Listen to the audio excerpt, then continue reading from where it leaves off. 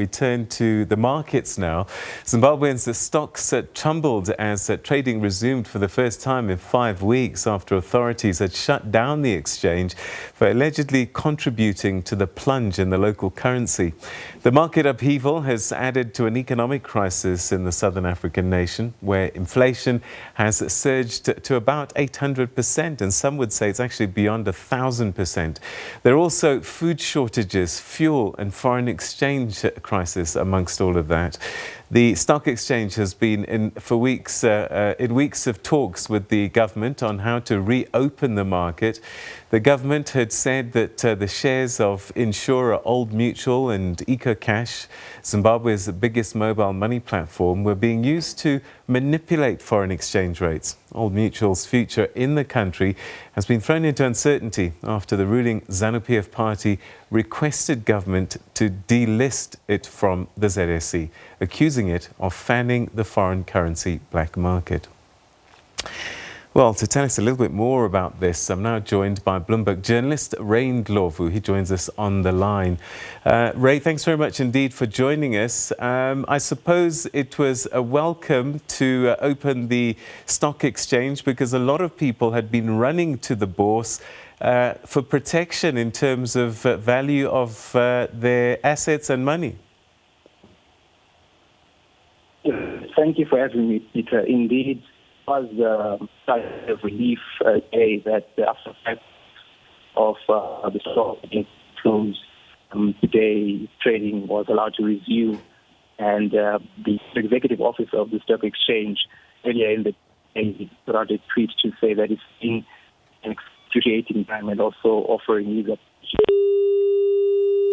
All right, it looks like we've lost Ray Ndlovu. We're going to try and dial him again and get him on the line because this is quite an important story. And one of the developments that's taken place on this story, of course, is that the exchange was reopened, but one of its shares, and that's Old Mutual, the largest company on the bourse by market value, and two others listed on the as foreign bourses, will not be able to trade on the ZSC, and that's quite problematic when you consider just how big the value of the shares are. So hopefully we'll get Ray back on the line just to get a sense of how the bourse will continue, particularly without these three. In fact, I think Ray is back on the line. So Ray, I was just saying before we lost you on the line, is that a lot of people were running to the exchange because they needed something to store value given the inflation that's taking place. So certainly, I think it definitely is reflected as well with the all-share index, which we've seen climbing this year sevenfold, and it's mirrored almost inflation rate, which is at over 700%.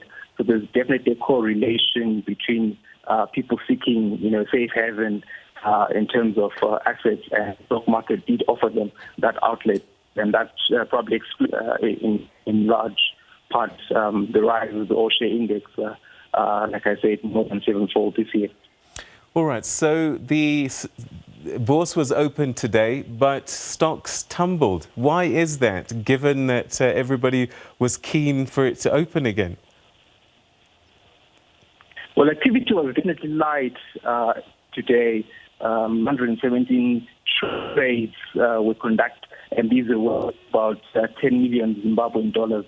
When I spoke earlier to the chief executive officer, he said on average, on a normal trading day, they would probably handle about 300 or so trades. But again, given the circumstances where they're coming from, they're quite happy with the trades that they were able to have today. And a couple of stockbrokers as well were saying still really quite early days to call on this because trading just resumed today, and the stock exchange is also operating on lesser hours because of the coronavirus. So there's still quite a bit of time in terms of the days ahead and the weeks ahead to see how the momentum will gather. Much like a country's currency, a lot of it depends on people's confidence in its value. Do you think people have confidence in the Zimbabwe Stock Exchange, especially when you consider that 3 shares have been suspended at the behest of government? Well, I think from the conversation that we've had with the authorities, the finance minister, the stock exchange and the stock exchange commission of Zimbabwe, they are confident that this is really something that was necessary to do in terms of making sure that the markets do not become, an outlet for money laundering. And the stock exchange itself has been around in this country for quite a long time, and it is very mature in that respect. And so we have seen, in terms of our conversations, they are confident in that there will be, activity taking place. It stands to be seen from this point, when the trading activity is going to pick up, given what has transpired over the last 5 weeks, which is really a shutdown of the entire exchange, and obviously the exclusion of the three stocks that you mentioned, Old Mutual, PPC, and SIDC as well. But again, we have to stress that the communication that has come out from authorities that none of the companies were involved in any wrongdoing in terms of the allegations of manipulating foreign exchange rates. So if that's the case, then why not allow the shares to trade? Well, I think this is a conversation that is taking place at the moment, according to the last statement that was issued by the stock exchange on Friday, where they say that they are in talks with Old Mutual, with PPC, and with SIDC, finalizing, what the way forward is going to be. So that is giving an indication, I guess, of something happening behind the scenes in terms of trying to resolve this issue. And combined, the three stocks combined have about a weighting of about 4.9% on the local stock exchange. So it's very significant. And Old Mutual, as you know, contributes about, there's a market value of about 5.3 billion in terms of its market cap, and it's the largest in terms of, volumes on the local stock exchange. All right, we're talking about the number of trades and volumes. Just how liquid is the ZSE? Is it one where shares are moving all the time, or, you grab what you can get on the days that they're available? Well, I think there has been a strong movement over the last couple of months before the trading was 5 weeks ago. We've seen it really being on a bull run. There has been some strong foreign investor participation on the bourse itself, and locals as well, going onto the stock exchange. And like I mentioned as well, the fact that it's been able to almost correlate with inflation and has, increased more than 7-fold, there is quite a strong appetite for it. And in inflationary environment as the one that Zimbabwe finds itself in, it's definitely an attractive outlet when you compare to other assets like property that are not liquid in the same way.